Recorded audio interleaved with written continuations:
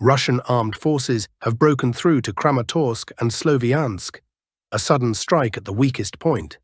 Hello dear friends, you are on the Ruslan Belov channel. We continue to explore the events on the front lines with you daily. Before we start, I kindly ask you to subscribe to the channel and like the video so that more people can learn the truth. Yesterday you saw what Trump's National Security Advisor Waltz stated. He declared that the United States would not provide guarantees to Ukraine. In other words, they are shifting this responsibility to Europe, while the US itself will not offer any guarantees to Ukraine or Kyiv. This essentially means that Trump is abandoning Ukraine, providing no guarantees and indicating that he will not support Ukraine in the future. This is very interesting and revealing. Meanwhile, we continue to analyze the situation on the front lines. Let's open the map. So friends, what is happening on the front? In fact, some very interesting developments are taking place. Let's start with the fact that a previously quiet sector has become active again. What am I talking about? The Kramatorsk direction. Do you know how long it had been stagnant? I think you can't even imagine. Almost 2 years. Seriously. Look, this is the area I'm talking about, the Kramatorsk direction. If we shift westward, what do we see? 2 major cities, Kramatorsk and Sloviansk. These cities are undoubtedly the primary targets of the Russian military operation in Donbass, because it all started in Sloviansk back in 2014. But let's return to the current situation on the front. Why do I say that the front here has been stagnant for almost 2 years? It's very simple. Let me briefly remind you of the history of advances in this area. You see the city of Bakhmut. When did the Russian army take control of it? May the 20th, 2023. After that, the advance continued in several directions. Westward toward Chasiv Yar, we'll talk about that today. Southward toward Kleshchevka, and northwestward. This is the Kramatorsk direction, the sector of the front that interests us. So on May 20th, 2023, Russian forces took control of Bakhmut. Then, from Yagodnoye, they moved northwest to the village of Berkovka. They quickly took control of it. By June 6, 2023, the Russian Ministry of Defense reported this. From Berkovka, the movement continued toward Dubovo-Vasilivka. A week later, in June 2023, the village was occupied by Russian forces. Although, earlier, Prigozhin had reported control over it in March 2023, to be precise. But then control was lost, and in June, Dubovo-Vasilivka finally came under Russian control. Again, this was June of the year before last, and the front here essentially froze. Yesterday, the Ministry of Defense reported that the village of Orikovo-Vasilivka, this one here, came under Russian control. Look, the distance between Dubovo-Vasilivka and Orikovo-Vasilivka is only 3 kilometers.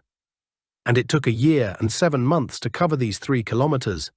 But, to avoid misinterpretation, I should note that this long period is not because the Ukrainian Armed Forces, UAF, were standing their ground and preventing advancement, but because there was no offensive here.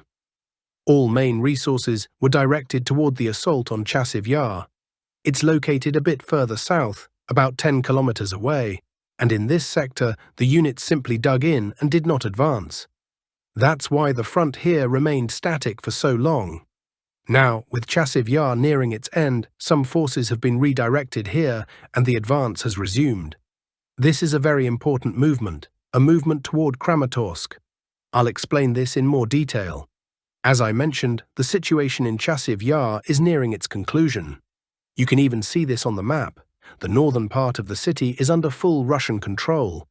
In the center, the UAF controls only half of the high-rise building blocks. And even then, I posted a message from Ukrainian analysts on my Telegram channel stating that the UAF is facing supply issues in the center. It's clear why. All supply routes are cut off. Only one narrow crossing over a water body remains, and it's under fire. Not much can be delivered through it. Therefore, the UAF is rapidly losing control over the high-rise building blocks.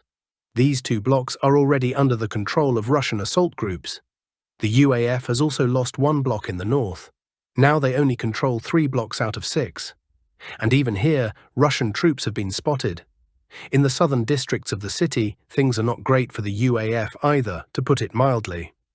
Fighting is ongoing in the Shevchenko neighborhood, and the area south of Chasiv Yar has been cleared. The heights have also been taken. Understanding that the situation here is nearing its end, the military command redirected some resources to the north, specifically to the Kramatorsk direction. And so, offensive actions have resumed here after more than a year and 7 months. And they have brought the first success. The UAF could not hold the village of Orekhovo-Vasilivka. It is now under Russian control, as reported by the Ministry of Defense. Now the question arises, what's next? I'll answer that. Next is the creation of a bridgehead for an offensive on the entire agglomeration, Druzhkivka, Kramatorsk, and Sloviansk. Look, in fact, Kramatorsk is not that far from these positions, from Orekhovo-Vasilivka. Let's measure it to be precise, here. It turns out to be just over 18 kilometers. In fact, this is not a colossal distance. Let me remind you that last year, Russian troops advanced 50 kilometers deep from Avdiivka, and here it's only 18 kilometers. So with active offensive operations, by summer, Russian troops could be on the outskirts of Sloviansk and Kramatorsk. Yes, it's important to understand that the terrain here is complex. There are heights, lowlands, heights again, and lowlands again. It's quite hilly. There is one main nuance. Chasiv Yar is located at the top, dominating all the surrounding heights. And Chasiv Yar is almost entirely under Russian control, meaning artillery from there will support the advance on Kramatorsk. But let's move on to more immediate prospects and see how events will unfold in the coming weeks and months.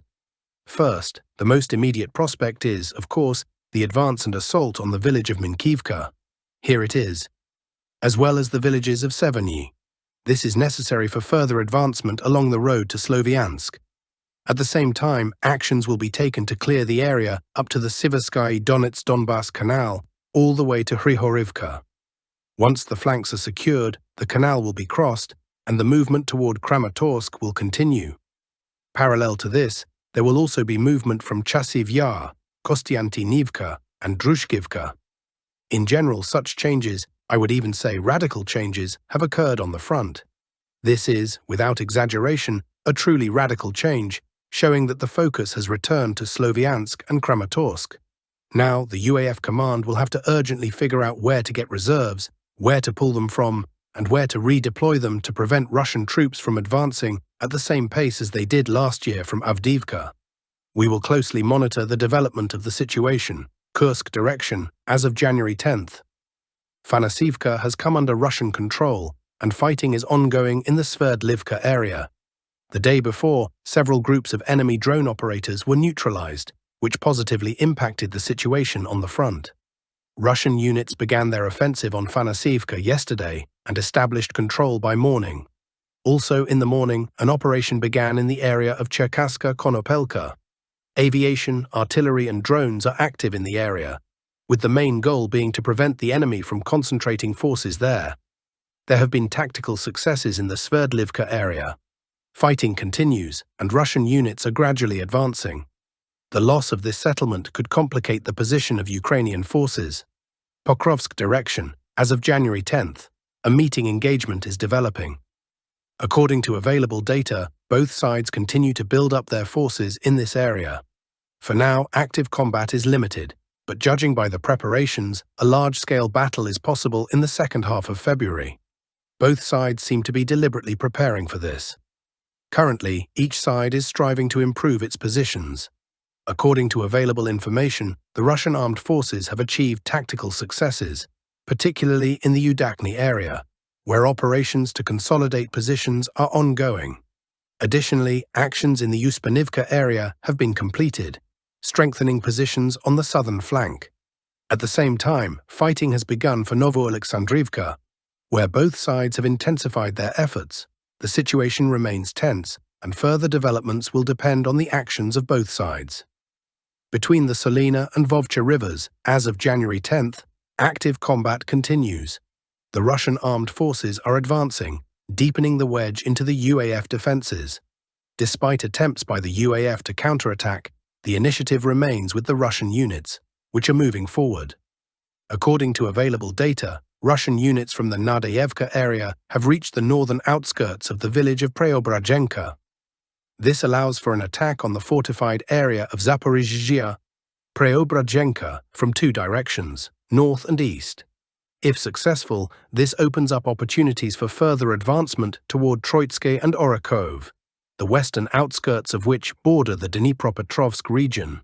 Additionally, the Russian advance creates a threat of deep encirclement for the UAF grouping located in the Vovcha River Valley. The situation in this sector remains tense, and further developments will depend on the actions of both sides. Novopavlivka direction, as of January 10th. Combat operations continue to develop in the area of the so-called pocket on the Vovcha River.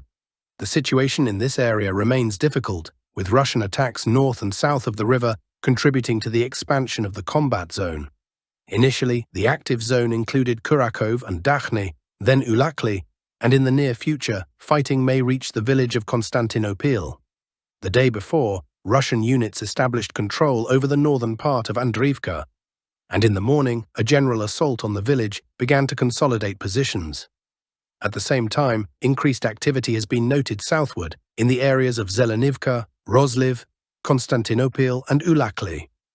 The Russian groupings, center and east, participating in the battles, are attempting to increase pressure on the flanks of the pocket and expand the control zone, including advancing toward Konstantinopil. The situation in this direction remains dynamic, and further developments will depend on the actions of both sides. Well, I bid you farewell for today. Wishing you a good day and see you soon.